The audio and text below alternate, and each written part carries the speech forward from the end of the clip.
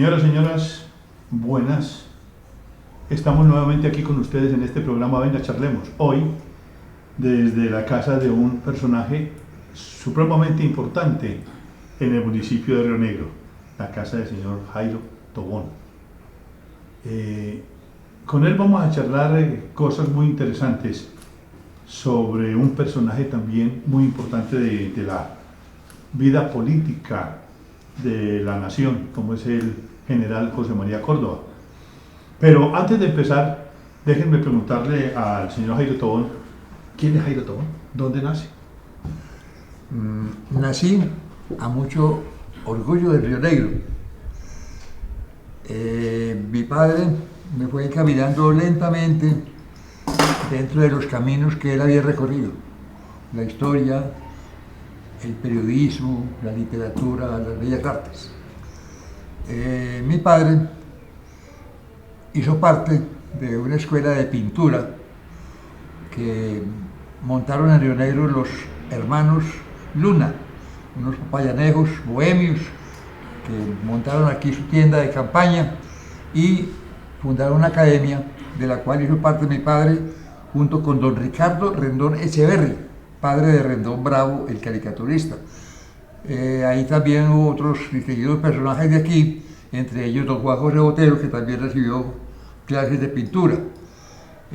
Mi padre fue uno de los discípulos de esa escuela, y en la Casa de la Convención hay inclusive un retrato del coronel Liborio Mejía, expresidente, que fue casi todo pintado por él, porque la anécdota es que el municipio de Río Negro encargó a los hermanos Luna que pintaran el retrato del coronel Córdoba, y le hicieron un anticipo, y con el anticipo se fueron a tomar trago y se olvidaron del retrato. Como mi papá quería tanto a Río Negro, él se preocupó y empezó a pintar el retrato. Cuando ellos llegaron, estaba casi pintado el retrato, y le dijeron: fírmele usted el resto, y dijo: no, yo no lo firmo, el contrato es con ustedes. Y ellos firmaron el retrato de Córdoba, de Liborio Mejía, que está en la convención. Después vino la guerra, y él se fue a la guerra y dejó abandonado la pintura. Pero por su buena caligrafía, lo reclutaron, entre otras cosas, los conservadores en la plaza de Río Negro, cuando hicieron barrida para la guerra de 2010, y se fue para la guerra. Por la buena letra, no prestó servicio militar, sino llegó directamente a trabajar. Cuando reconoció la letra tan bonita que tenía, de caligrafía que había aprendido con el hermano de Rendón, lo nombraron en la secretaría del batallón. Entonces él fue uno de los grandes del batallón, llegó hasta coronel, hasta capitán, y hizo la campaña de la costa con todos los ejércitos conservadores. Después, en medio de la lucha por allá, hicieron contacto con él de parte del general Rafael Uribe y del general Herrera, y lo convencieron de que pasara información de los ejércitos conservadores, y fue uno de los primeros espías que hubo en Colombia. Ese es un buen dato. Don Ernesto Tobón fue espía. Sí, lo contrataron para que pasaran notas, y a él se debe, reconocido después por el general Uribe, la gran victoria que fue el Lautaro, un buque chileno de la Marina Mercante, que los conservadores trajeron con el general Albán, lleno de armas para los conservadores.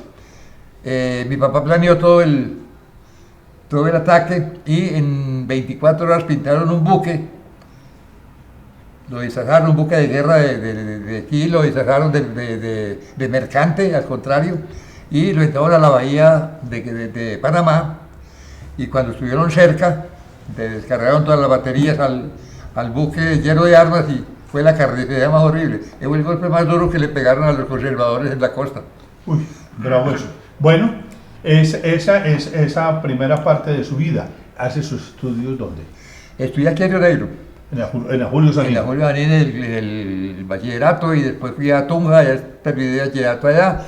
Después en Bogotá estudié comercio, contabilidad, taquigrafía, mecanografía, todo comercio. Bueno, usted fue una persona muy allegada a su primo, el doctor Jaime Tobón Villegas. Fue secretario de él, ¿no? Sí, estuve unos días con él trabajando, cerca de 6 o 8 meses en una escasez que tuve de abogados y me nombró abogado a honorem y yo trabajé en la oficina con él porque curiosamente yo seguí aquí al lado de mi padre mucho tiempo. Mi papá era personero y cuando terminé de estudios me dijo, ¿qué quiere hacer? No sé todavía. Me dijo, bueno, piense algunas instancias. Le ofrezco que se vaya para Europa, a París, a estudiar arte, o vaya a México a estudiar arte dramático, que le gusta mucho a usted, que escoja. Y me dio 24 horas para pensarlo. Yo pensé mucho y no sé por qué me dije, no, yo no quiero irme, quiero trabajar contigo. Entonces me nombró secretario particular del personero. Él me pagaba el sueldo de él. Entonces por eso yo conozco tanto y eso me sirvió para amar más y más a Río Negro.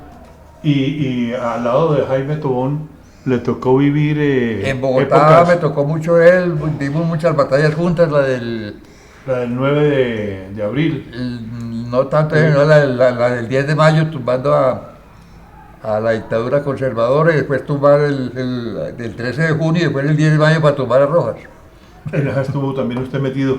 Y otra de las incursiones que conozco yo que se ha metido usted y fue en la publicidad. ¿Qué fue lo que pasó? Porque fue que le dijeron que quién era el señor que fumaba tan bueno los cigarrillos. ¿Cómo era la cuestión esa? Esa fue una de las cosas que me he ganado yo sin pensarlo. Yo trabajé en publicidad cuando comencé a trabajar en Bogotá. El nombramiento que tuve fue de la publicidad de la ESO colombiana de New Jersey, Colombia y Estados Unidos, y yo fui el primer colombiano que ocupó el cargo de jefe de una división de esas, jefe de publicidad y propaganda. Ahí me tocó montar el Reporter Eso. Entonces comenzamos a transmitir... El Reporter Eso, para los jóvenes que ven este programa, ¿qué era? El Reporter Eso fue una institución noticiosa de mucha importancia. Se transmitía cada hora por la Nueva Granada, empezamos. El Reporter Eso.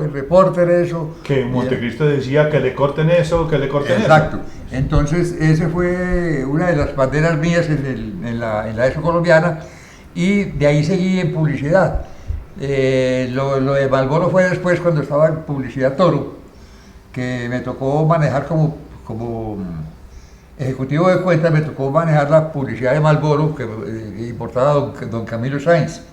Y una vez le llevé una campaña de publicidad, le gustó mucho y me dijo, me gusta mucho, tomémonos un tinto. Entonces, el tinto. Cada vez que yo llegaba le decía que no falte el cigarrillo para el maestro, le traía un cartón de cigarrillos. Empezamos a fumar, se quedó don Camilo mirándome y me dijo, vea, yo le pruebo la campaña, pero me tiene que cambiar el modelo, no me gusta el modelo es usted. Y le dije, don Camilo, yo no soy modelo de cine ni de nada. Y yo, no, usted sí cobre lo que sea, pero usted es el... Entonces yo fui el modelo de una de las campañas de Marlboro. Con otra compañía después me pasó una cosa parecida, me descubrió un gringo, me mandó a hacer las pruebas, porque el cuerpo mío era muy estilizado, muy ágil, le hice las pruebas del casting que llaman hoy y me gané otra campaña de publicidad. Y esa fue para Venezuela, Colombia, Estados Unidos, pero fueron cosas improvisas en mi vida. Hay personas que nacen para hacer muchas cosas, para hacer mucha historia, para hacer lo que decía alguien por ahí, para ser prohombres. Jaime Tobón Villegas fue uno sin duda, pero usted no se queda atrás. Y usted es una persona a la cual se le debe mucho, o le debemos mucho a aquellos que nacimos por ahí en la década de los 50 a los 60, porque usted fue el fundador del Club del Clan. ¿Cómo fue eso? El Club del Clan fue una aventura muy buena con Guillermo Inestrosa Izaza. Él había comenzado unos programas de radio y me llamó de Bogotá a que hiciéramos el Club del Clan en radio y televisión. Teníamos 2 horas de radio diarias en Radio Cordillera y teníamos 1 hora diaria en la televisora nacional los domingos con el Club del Clan. De ahí salieron Vicky, Claudia de Colombia, María Victoria, Claudia de Colombia, y salió una camada muy buena de artistas y nosotros en Bogotá dábamos presentaciones en los barrios intentamos hacer unas presentaciones en el Coliseo Grande de Bogotá y nos fue perramente, perdimos hasta la camisa. Esa era parte del espectáculo. Sí. Bueno, ¿por qué no nos vamos a este pequeño corte de comerciales para que entremos de lleno ya en el tema que hoy nos convoca, que es hablar un poco sobre la vida de ese gran hombre que lo tenemos aquí a nuestras espaldas, el gran general José María Córdoba? Quédense con nosotros.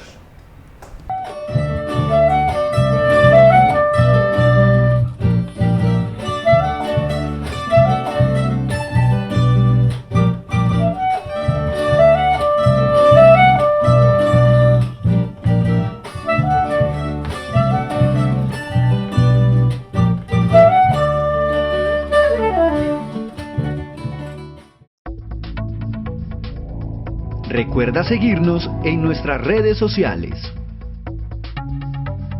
Cable Plus Televisión, uniendo emociones. Estás viendo Cable Plus Televisión.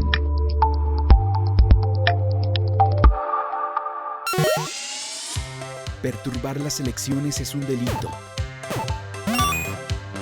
Nadie puede alterar su intención de voto. No venda votos ni compre. No permita que lo suplanten ni suplante a otros.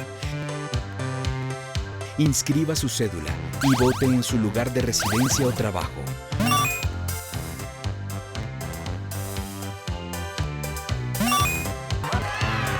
Vote con libertad y transparencia. Todos por un nuevo país. Paz, equidad, educación. Ministerio del Interior.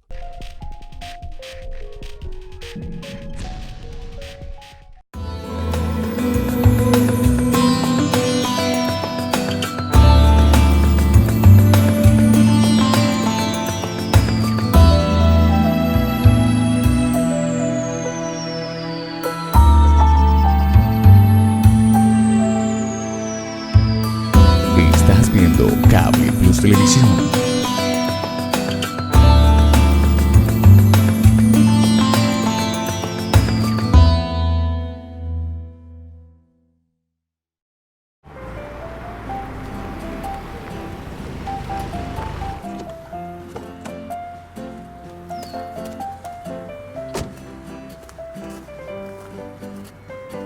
Mi señora, le tengo unas manzanas muy bonitas. Esta manzana está podrida. Déjeme elegir bien. Si usted ve bien, usted elige bien. En su voto está el país que tendrá. Usted tiene que ver. Participe. Prevenga la corrupción. Utilice los mecanismos de participación ciudadana. Procuraduría General de la Nación. Que si digital, que si análoga, que si TDT, que si satelital, oblicua, ubicua, PDH, PQR, mejor dicho. Si para usted esto de la televisión abierta es un enredo, pida que se lo aclaren. Porque saber cómo funciona también es un derecho. Conozca sus derechos. Infórmese aquí.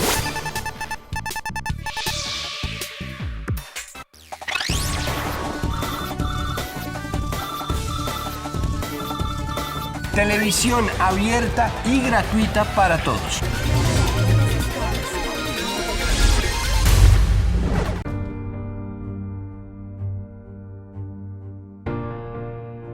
Pues la verdad a mí no me ha afectado mucho la guerra.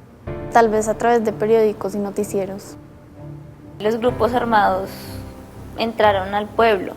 La única forma para que pudiéramos nosotros estar a salvo, por decirlo así, fue irnos. Nos cogieron al frente de la casa, a mi tío le pegaron un tiro con una pistola y a mi papá con un rifle. La violencia es muy dura. Es...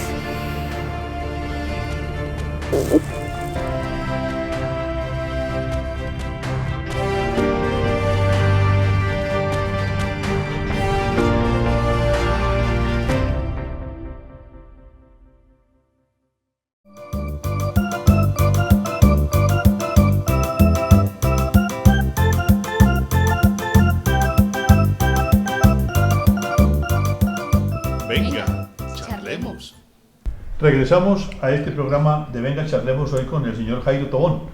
El tema que hoy nos trae aquí a su casa es hablar de ese gran hombre que fue para la historia de Colombia, José María Córdoba. ¿Por qué no nos habla un poco de él? El más grande militar de Colombia, en la historia militar de Colombia, y uno de los cerebros ideológicos del país. Podríamos arrancar diciendo cuándo nació, pero nos equivocamos. Cuando Córdoba nació ya había en Río Negro, en el oriente antioqueño, había unos indicios de libertad muy importantes que no se pueden dejar de lado. Por ejemplo, doña Javiera Londoño, persona analfabeta de mucho dinero, unió sus bienes materiales con don Ignacio Castañeda, que era sargento de las milicias españolas, y formaron una gran riqueza y eran dueños de grandes territorios en el oriente antioqueño. Tenían una finca que iba de Río Negro hasta el Retiro. Tenían la mayoría de los más grandes esclavos, el número de esclavos lo tenían ellos, llegaba a 150, algo así, esclavos. Y esta señora adoraba a los esclavos, de un espíritu altruista y un noble corazón.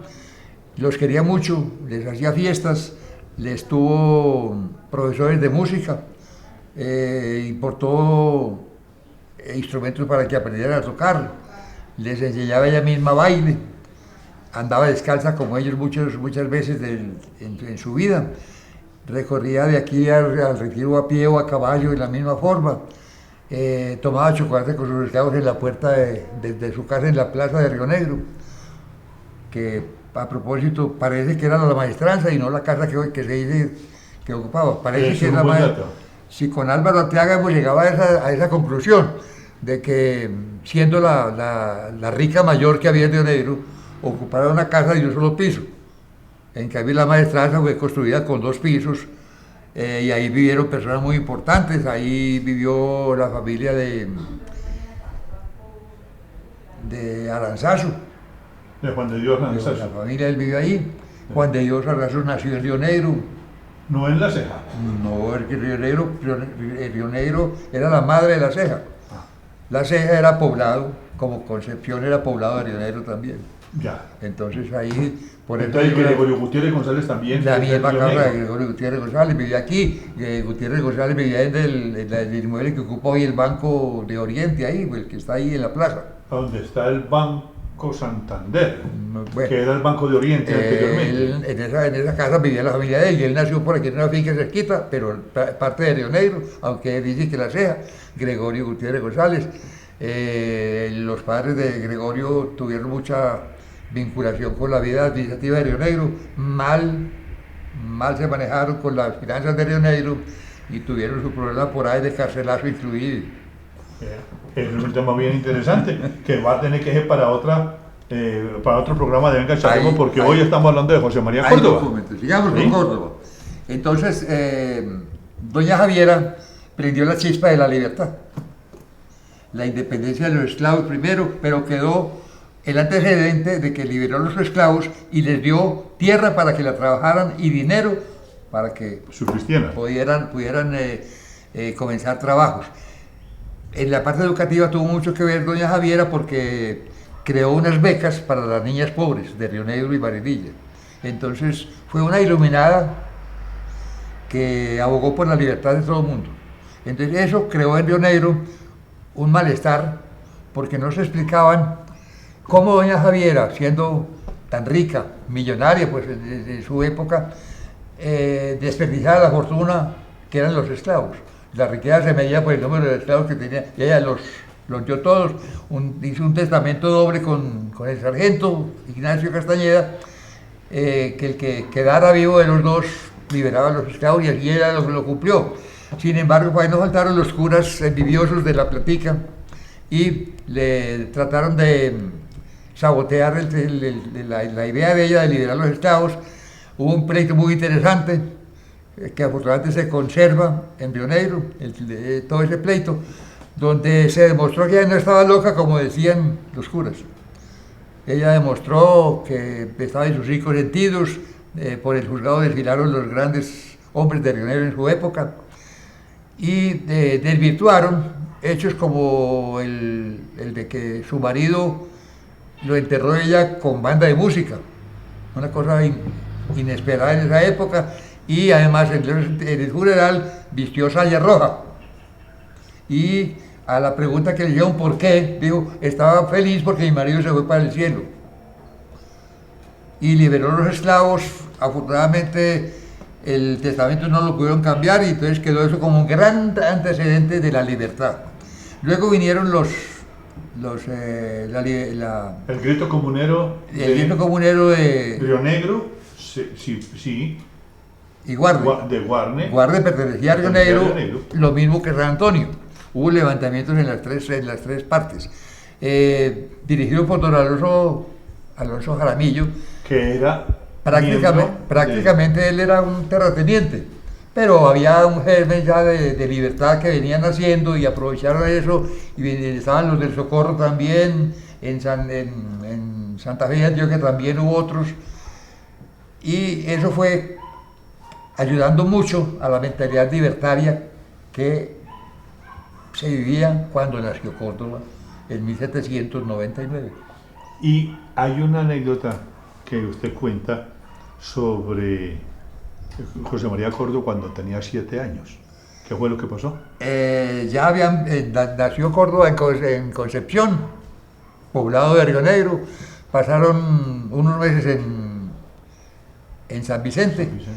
El padre de Córdoba, don Crisanto, fue alcalde pedáneo en Concepción. ¿Qué es pedáneo? Como corregidor, alcalde corregidor, más es lo asimilaría yo a ese título. Después se vinieron para acá y entró a la escuela pública que dirigía don Manuel Daza, un funcionario, un educador bogotano de mucho prestigio, y ya tenía 7, 8 años y los llevaban, como era lógico en ese tiempo, a mí me tocó también, en el siglo XX, después nos llevaban de paseo a muchas partes de Río Negro, al Tablazo, era fiambre con día entero, a La Mosca, y se fueron aquí por los lados de Cascajo. Y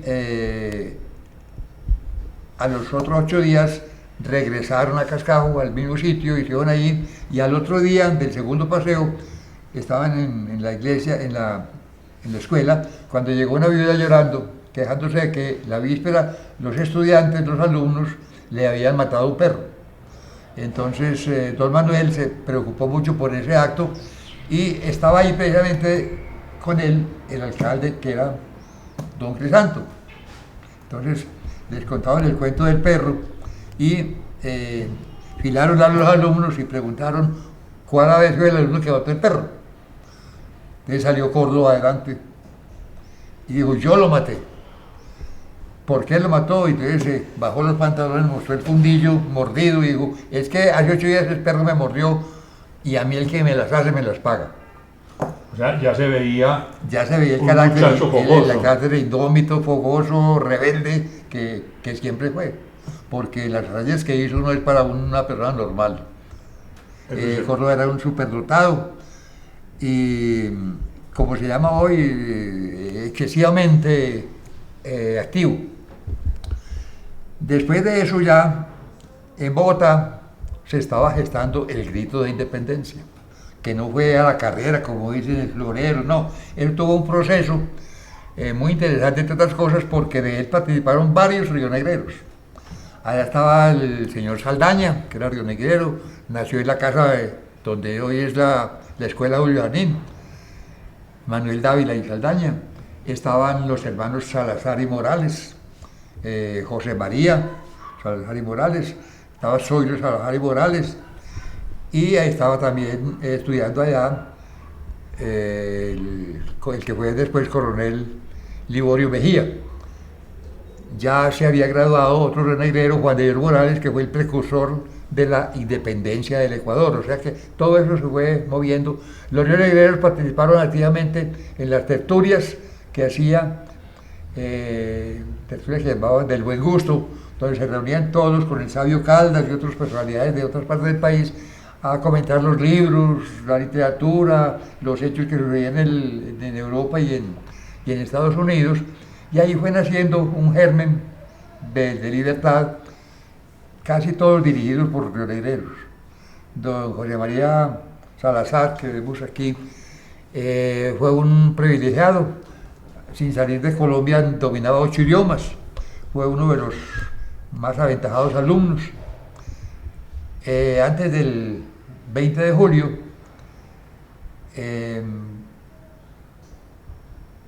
un compañero de él, José María Gutiérrez de Piñeros, fue nombrado por el virrey rector del colegio de Monpós. Para seguir con ese, ya en Monpós, vámonos a este pequeño corte de comerciales y empezamos a hablar sobre Monpós y el Colegio Pinillos. Quédense con nosotros.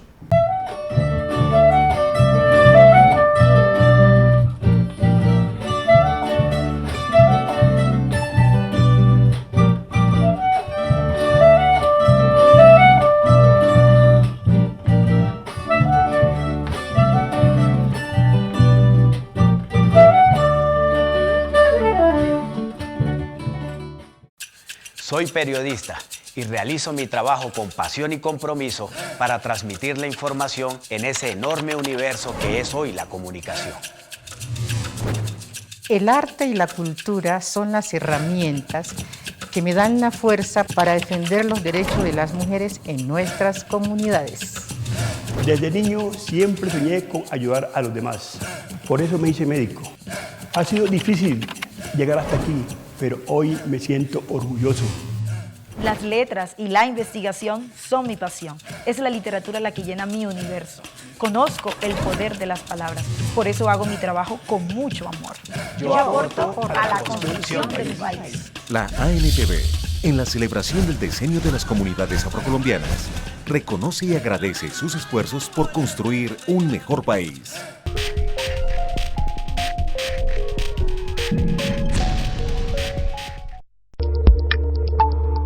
Estás viendo Cable Plus Televisión.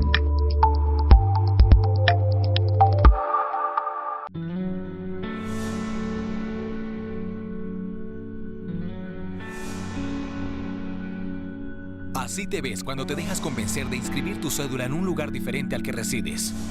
Di no a quien te invite a inscribir tu cédula en un municipio diferente al que vives. Vota en el lugar que te corresponde y contribuye con la transparencia en las próximas elecciones del 25 de octubre. Participar es existir. Marca la diferencia. Vota. Registraduría Nacional del Estado Civil. La democracia es nuestra huella. Autoridad Nacional de Televisión. Recuerda seguirnos en nuestras redes sociales. Cable Plus Televisión, uniendo emociones.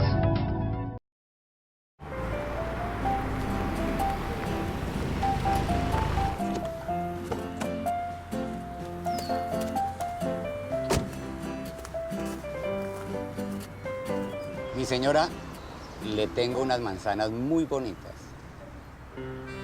Esta manzana está podrida. Déjeme elegir bien. Si usted ve bien, usted elige bien. En su voto está el país que tendrá. Usted tiene que ver. Participe. Prevenga la corrupción. Utilice los mecanismos de participación ciudadana. Procuraduría General de la Nación.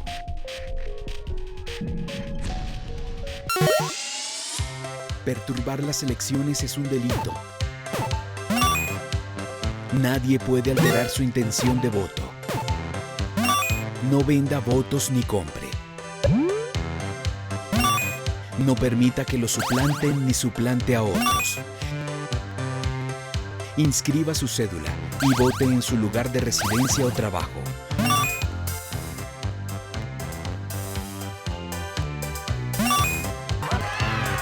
Vote con libertad y transparencia. Todos por un nuevo país. Paz, equidad, educación. Ministerio del Interior.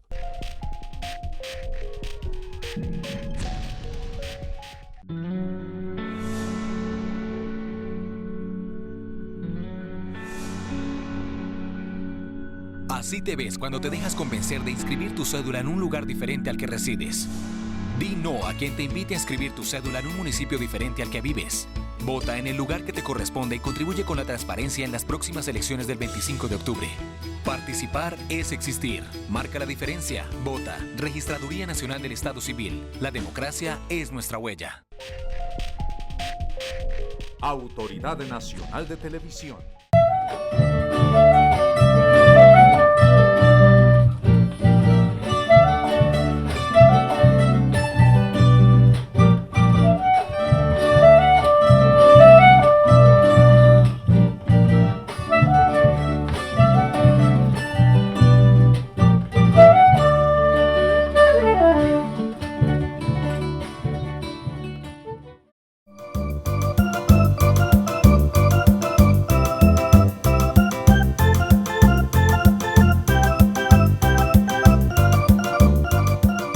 Venga, charlemos. Continuamos aquí en este rico programa, conversando aquí con Jairo Tobón sobre la vida y obra de ese gran general José María Córdoba. Estamos en Monpós, Gutiérrez de Piñeres llega allí, rector del colegio. Ese colegio era Pilillo, ¿no? Subdirector, sí. Don José María Salazar Morales, rionegrero de mucho prestigio. Comienza a hablarse de libertad mucho, muy seriamente, y ellos prenden la candelada del Monpós. Dan el primer grito en la costa del Monpós de libertad. Tiene repercusiones en Cartagena, se produce una batalla, les dan duro en la batalla y se vienen para Río Negro.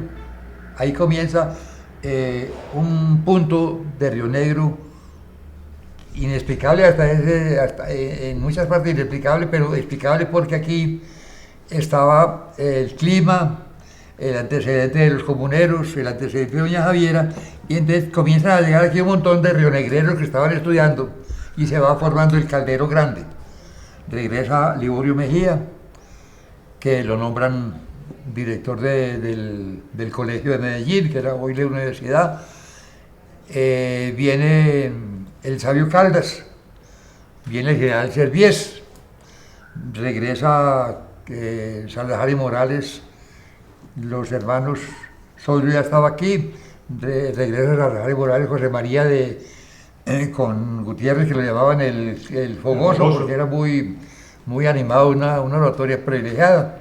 Entonces comienzan a formar los ejércitos de la libertad en Río Negro.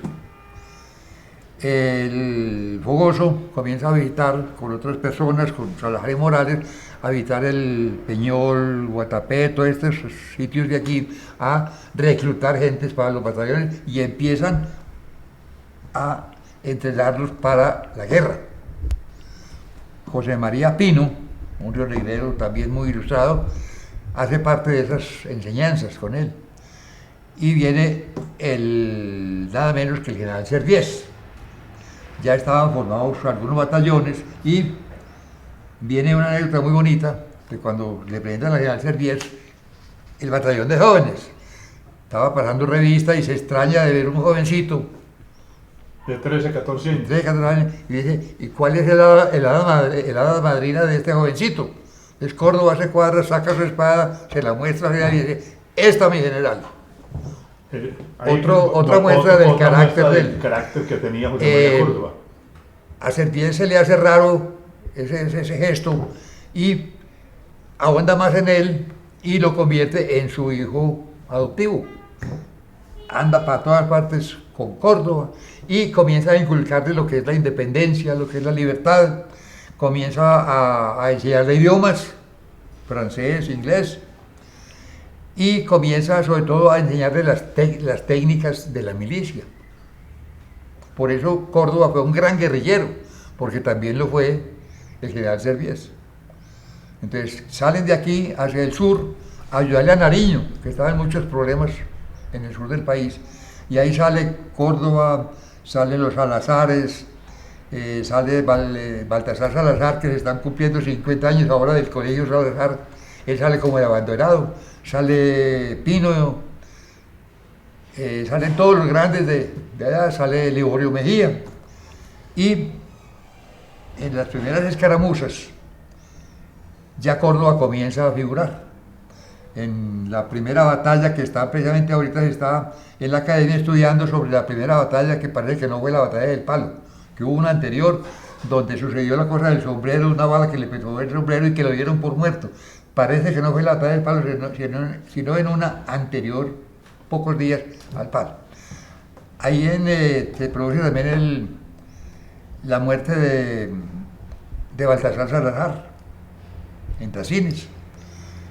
Ya había dado muestras Salazar de mucha inteligencia cuando, con un discurso muy fogoso que pronunció, evitó que las tropas se devolvieran y él las convenció de que debían seguir, y fue en Trasines donde perdió la vida, lo cual le causó mucha tristeza al general Nariño y lloró ante el cadáver de Baltasar. Siguieron hacia el sur del país, ya con las fuerzas del general Cabal, y con muy mala suerte, porque le dieron un palo, no solamente en la batalla del Palo, sino en otras batallas. Claro. Y hasta que vieron la cosa muy difícil y algunas tropas ya comenzaron la retirada, el general Serviés con Córdoba y otros se fueron a Bogotá, y Nariño se quedó con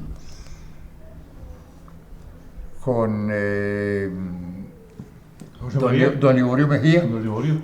Lo hace, el presidente renuncia y asume como vicepresidente, que estaba a los 24 años, es presidente de la República. Y él encarga a otra persona para él dedicarse a la parte militar, ¿no? Pues eso se dice, pero él era tan poquito lo que hay que hacer como presidente. Él más bien se puso de frente a las batallas. Hay anécdotas ahí muy interesantes, y él era tan joven y aparentaba ser mucho más joven de lo que era por su forma física que él tenía, que se dice que era bastante bonito. ¿Sí? Entonces, ¿cómo fue la anécdota cuando le dijeron que a él no le tenían respeto porque era muy niño todavía? Que había que era lo que él tenía que mandar a hacer para que le cogieran respeto. Eso fue Córdoba. Córdoba. Pero fue posteriormente, cuando ya vino aquí como libertador de Antioquia. O sea estamos todavía en el sur. Bueno, sí, perfecto. Bueno. Entonces en el sur se produce ya la gran desbandada, la derrota, y tenemos ya a Córdoba, en Bogotá, armando viaje para los llanos orientales, porque era la única forma donde se podían reagrupar. Porque en los llanos de Venezuela estaba el general Páez ya moviendo sus tropas, armando sus tropas, entrenando a los guerrilleros, los famosos lanceros. Entonces bajan hacia los llanos, Serviés y Córdoba. Por otro lado llegan después a Bogotá personajes tan importantes como otro que fue en las tropas hacia el sur del país, el comandante Botero Villegas. También de Negrero. También de Negrero, padre de Juan Cancio Botero. Juan Cancio Botero. El general, el comandante le decían a él, ¿no? Tenía el grado de coronel comandante. Botero Villegas hizo parte de la guerrilla de los Almeidas, con Alejo Sabaraín y Policarpo Salabarrieta. Fue de los que estuvieron moviendo en varias poblaciones de Cundinamarca y Boyacá, moviendo las guerrillas, estorbándole al ejército español. Entonces llegan los Serviés principalmente con Córdoba, y cae a los llanos también Santander. Entonces empieza a armarse allá el gran batallón de la libertad. Córdoba parece que no gustó mucho del general Páez y tuvieron sus desavenencias, pero se agrandaron cuando apareció muerto el general Serviés. Y todos los indicios... Que muere de una forma muy trágica porque él se declara enfermo, se va a descansar a una casa, sí, y ahí llegan todos los indicios, mercenarios. Los indicios señalaron al general Páez. Indicios muy delicados porque, por ejemplo, estaba muy triste porque no tenía plata y no podía jugar, que era su afición en el juego. Y tras la muerte de Serviés, apareció jugando grandes sumas. Parece que el general Serviés cargaba en un tubo de guadua, cargaba oro. La riqueza que tenía en oro, y la cargaba él en su maletín. Y apareció haciendo grandes gastos el general Páez. A raíz de eso, ya venía Bolívar, ya no adentro, también desde Venezuela, y le pide permiso Córdoba a Páez de que lo deje ir, y no le da permiso. Entonces, Córdoba, una noche se vuela del campamento. Vienen las avenías con Bolívar. Con Páez. Con Páez. Se fuga del campamento y Páez da orden de que lo cojan vivo o muerto. Y lo agarraron. Entonces lo juzgaron por desertor. Y Páez lo condenó a muerte y lo amarraron del palo ya para fusilarlo. Y le hizo una arenga contra Córdoba. Y usted no tiene autoridad moral para hablar, usted mató a mi general Servies. Y decirle a Páez era una tentación bastante, un agravio. Entonces todo el mundo se puso orejón y entonces dijo al papayo. Entonces le metió el negro Camejo y un sacerdote le metieron, no, general, no lo mate, que es de los buenos, no sé qué cosas, lo convencieron y le perdonó la vida, pero estuvo condenado a muerte.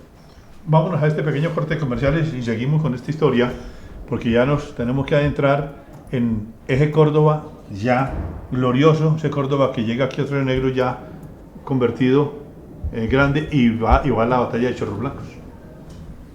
Sigan con nosotros.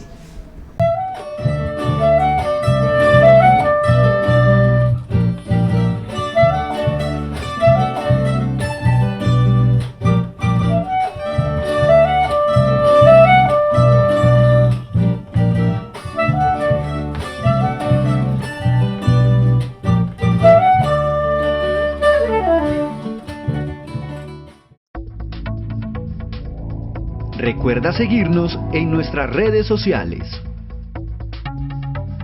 Cable Plus Televisión, uniendo emociones.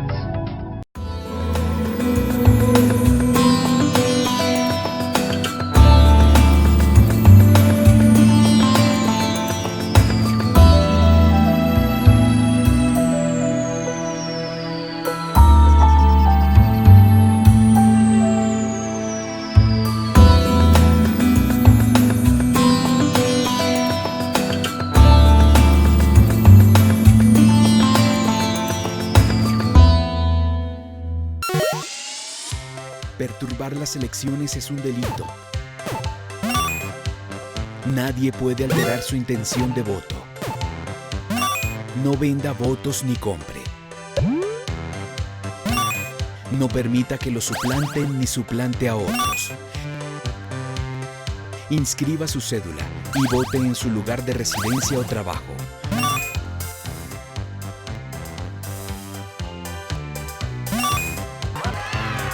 Vote con libertad y transparencia. Todos por un nuevo país. Paz, equidad, educación. Ministerio del Interior.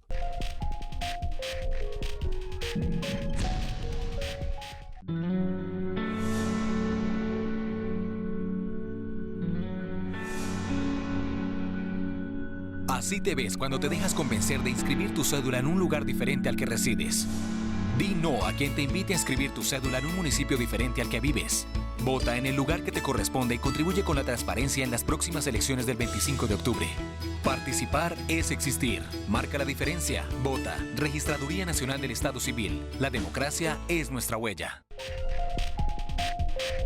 Autoridad Nacional de Televisión.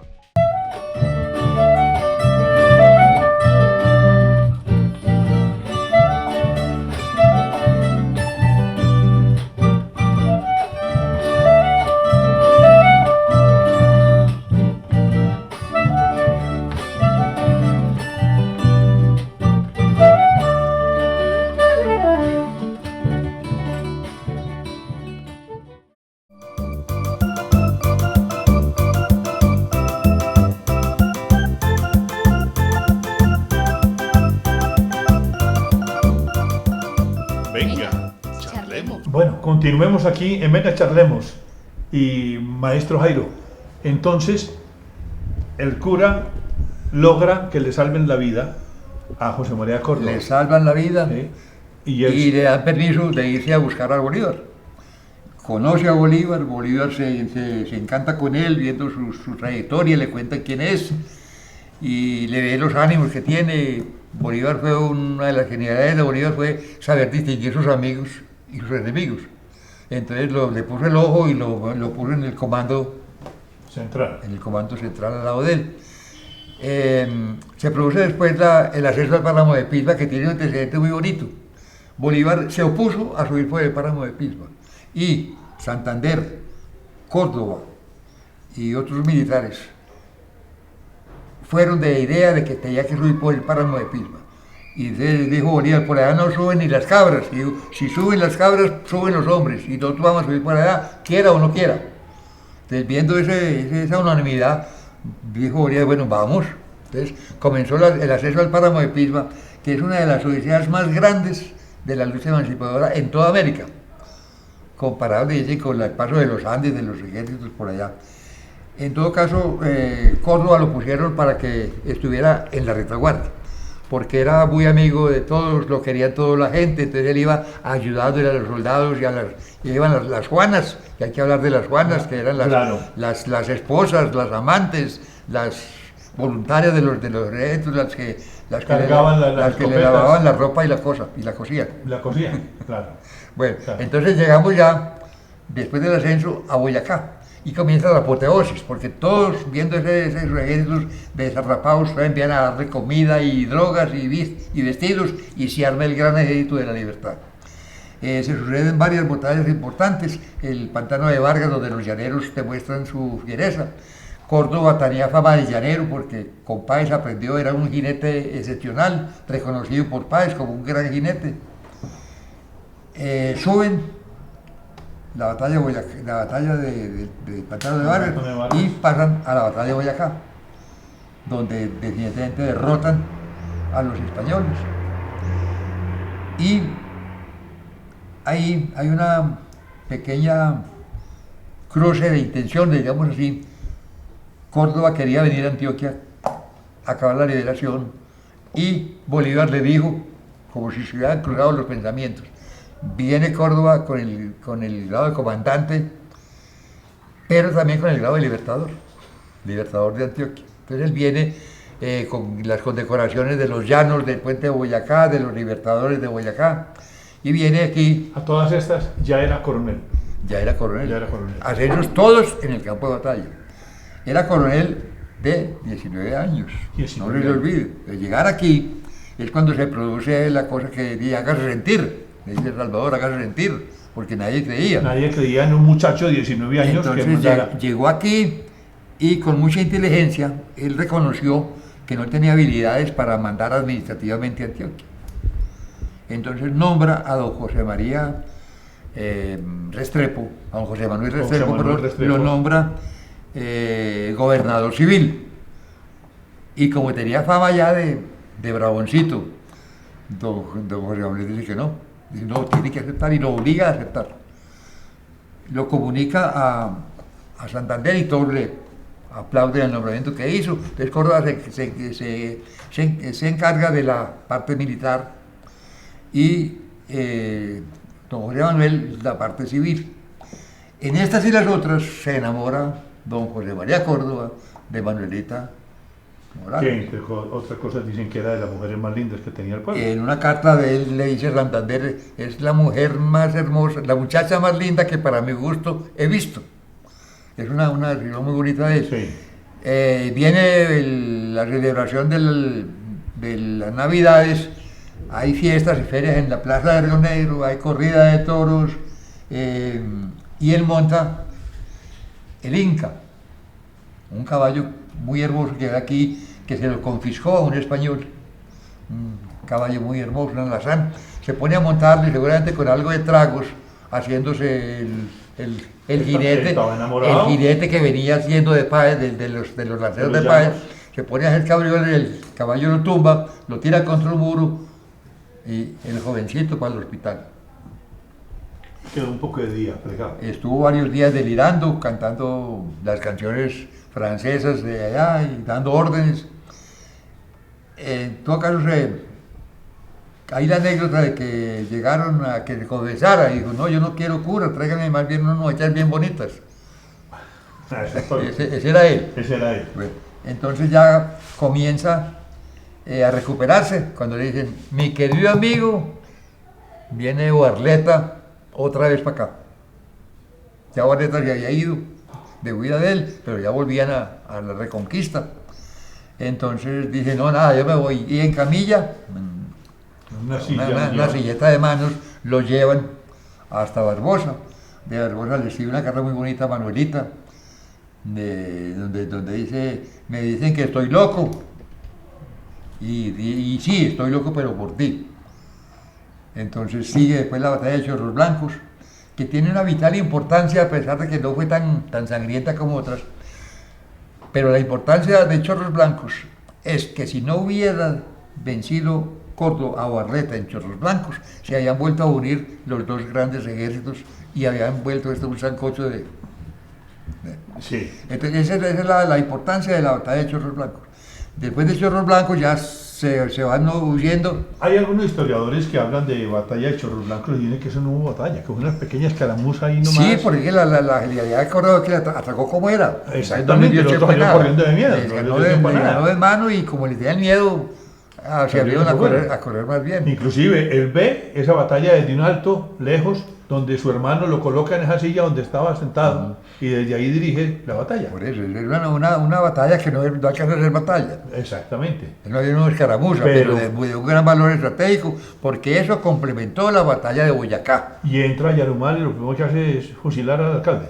Pues sí, porque es que a Córdoba le hicieron había mucho fervor realista todavía aquí, en el mismo caso de Nariño y Pasto, que adoraban a Gualongo, que era un tipo de unos 50 de estatura, pero un genio, un guerrillero a morir, gran intelectual.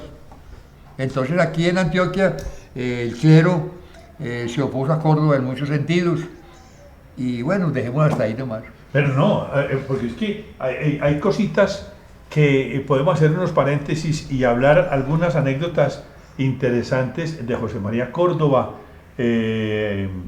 cuando él recibe la corona de laurel allá en Bolivia. Eso fue mucho después. Eso fue mucho aquí después. Antes de eso hay unos aspectos de Córdoba que lo muestran como el verdadero genio de la estrategia. Por ejemplo, le voy a poner un ejemplo. Cuando salió de aquí para Medellín,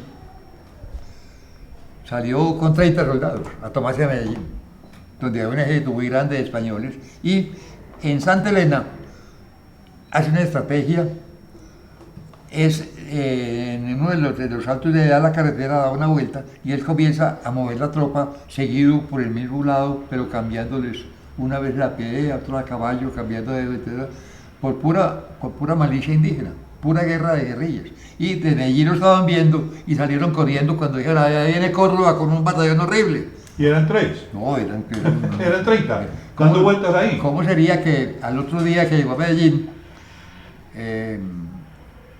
estaba un personaje, no recuerdo el nombre, muy importante, que vivía pues en las calles centrales, y vivía un tipo ahí con medio uniforme militar en camisa, y usted quiere decir, no, yo vengo en las tropas. Ah, no, camina, le doy desayuno, camina a ver que usted trae, le da ropa y le da desayuno, y usted quiere, no, yo vengo con las tropas. Y cuando sabe después que era el coronel Córdoba, cae para atrás, dice ese. Y le pregunta, ¿y cuál es más tropa? Y no, es que no vamos a nosotros, somos nosotros nomás, no hay más tropa. Y ya los otros habían salido con él. Ahí en ese momento le hacen la acusación a unos españoles de que no querían entregar unos dineros, y dice, al papayo, nos mata. Con él era... Esa fue la primera amonestación que hubo contra la corrupción en Antioquia. Esa y otras que hubo en Río que podemos contar después, donde le mencioné a unos parientes de don Gregorio Gutiérrez González que se manejaron mal, todos allá. Aquí hubo una falsificación de moneda en Río Negro, le tocó al general Córdoba y mandó los que fueron pagaron con lo que mandó tenían para que pagar. Medellín. Pero venga, entonces él termina batalla de Chorros Blancos. ¿Y hacia dónde sigue? Bolívar le ordena que... Todavía no había desavenencias con Bolívar. No. Estaban bien. Le ordena que despeje el río Magdalena de españoles.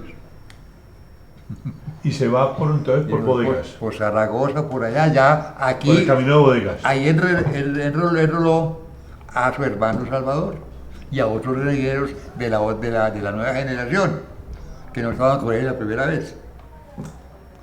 Enrola nueva gente y sale enrola con ellos. gente encabezada por su hermano Salvador. Entonces van en el Lechí, por allá les pegan hacen una cosa de estrategia con unas canoas encendidas, con lámparas encendidas, y entonces dicen, ¡ay! Ese montón de gente que viene y unas lanchas que llevan una vela. Entonces se asustan de la armada que venía y salen a perderse también. Entonces sigue río abajo, tomándose poblaciones. Pero todas estas, ellos trabajaban con qué armamento, qué tenían. Era un armamento muy limitado. Aquí en Río hicieron armas que mandaron al sur también, pero armas muy rudimentarias, pero echaban candela. De aquí se hicieron aquí se hicieron fusiles y cañones. Cañones pequeños. Porque aquí funcionó la maestranza que dirigió el sabio Caldas, y uno de los grandes logros del sabio Caldas fue armar la maestranza y la fundición. Hay un error grave que se ha cometido en la historia de Antioquia, es decir, que aquí funcionó la escuela de ingenieros militares. Eso es mentira. Nada, en ningún texto consta eso. Pero aquí ha venido la Fuerza Aérea. Ahí está, y la maestranza está llena de placas donde dicen aquí no señor, no hay ningún documento que pruebe que la escuela militar de ingenieros estuvo en Río Negro. No funcionó. Lo que sí funcionó aquí fue la unión del Corral, de Mutis y de Caldas. Ellos estuvieron aquí montados en la maestranza y de aquí dirigían el gobierno, fue casa de gobierno, y dirigían la fundición para mandar armas hacia el sur. ¿Y ese material lo sacaban de dónde? El sabio Caldas inventó cosas que las habían inventado hace muchos años en otros países, pues él las inventó. Él hizo nitro, hizo un montón de elementos para pólvora y nadie sabe cómo los hizo, pero los puso a funcionar aquí. Qué bien, esos son los temas que se pueden tratar con una persona como el señor Jairo Tobón. Vamos a tener que hacer varios programas con él para que pues, sigamos hablando sobre Gregorio Gutiérrez González, sobre un libro muy interesante que hizo su señor padre, Crónicas de Río Negro. Hay tantos temas, muchos para hablar y anécdotas para contar. Pero está bien que hubiéramos esperado con Córdoba, cuyo sentimiento de patria, democracia y libertad estuvo por encima de muchos hombres que hoy no le llegan ni a los tobillos. Y para terminar, ¿por qué no le contamos a todos nuestros televidentes esa anécdota del tiro que le pegan a la estatua de José María Córdoba, que hoy reposa en el parque de San Antonio de Pereira? Que le fueron a tapar ese tiro y usted se opuso. Fue una ofensa que hicieron, que es muy grande, que le dieron a Río Negro durante la violencia del 49, que la época en que quemaron a Río Negro en el año 1949. Un policía de ingrata recordación, muy godo, muy ultragodo, llamado Chepe, desgraciadamente con el mismo nombre, parece, del héroe de Ayacucho, y borracho se resolvió fusilarlo y le pegó un tiro por la espalda. Después aquí vinieron a restaurarlo y yo me opuse a que le quitaran el tiro. Y todavía el tiro reposa en la espalda. Esa estatua está hoy situada en San Antonio, estuvo en la plaza muchos días, y fue reemplazada por la de Arenas Betancourt, pero la plaza, la estatua de Córdoba, vestido de uniforme militar regala, está en San Antonio y se le ve el pequeño hueco. Pero no solamente eso, más recientemente un acto de incultura le robó la espada al pobre Córdoba. Está sin espada en este momento. Está sin espada. Y el monumento vuelto miseria, porque desgraciadamente se acabó el civismo. No sabemos quiénes nos antecedieron, ni quiénes somos. Muchas gracias. Bueno, ahí tienen ese punto para que reflexionemos sobre lo que nos está pasando y lo que nos puede pasar si seguimos en este camino. Muchísimas gracias por estar en este programa. Los espero la próxima semana. Quédense con nosotros.